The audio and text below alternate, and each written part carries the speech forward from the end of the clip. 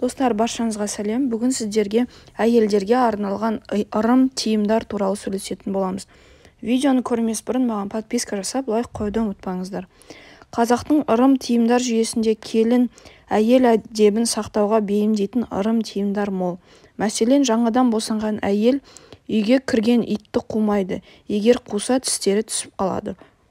Келін түн ішінде суға бармайды, кір жаймайды, себебі шошыма ауруына ұшырауы мүмкін. Жүкті әйел ара қайшы ұстамайды, мерзімінен бұрын босанады. Екіқабат әйел қоян етін жемейді, жесе баласы қоян жырық болады.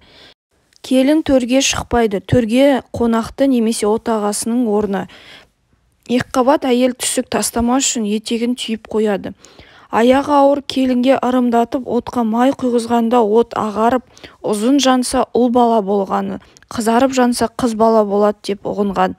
Толғақ жетпей тұрса май ұзарып жанады.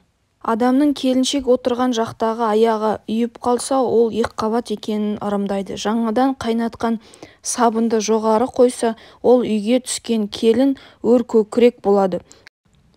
Келінге баланы көтеру мерзімі ұзақ созылады деп, түйе етін сақау болады деп ырымда балық етін жеуге тыйым салған.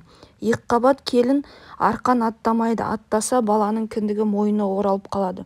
Жүкті келіннің күні жақындаған кезде жер ана қуат бер деп жалаң аяқ жүргізеді.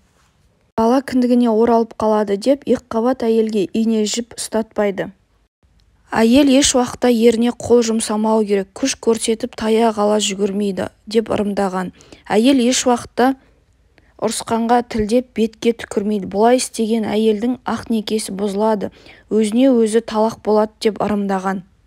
Әйел өзінің басына салып жүрген ақ жаулығын болмаса орамалын басқаларға бермеген, басымдағы бағым кетеді деп.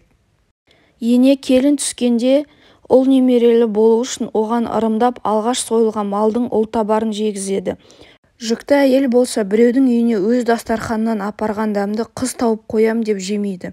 Жүкті әйел шашын кеспейді, өйткені мұндай қылықтан бақ таяды, іштегі баланың бақыты кемейді, кемтар болып туады, қол-аяқ қысқа болып туады деп ырымдалған. Апа-әжелеріміз қонақта болған үйден келіне дәм әкеліп береді.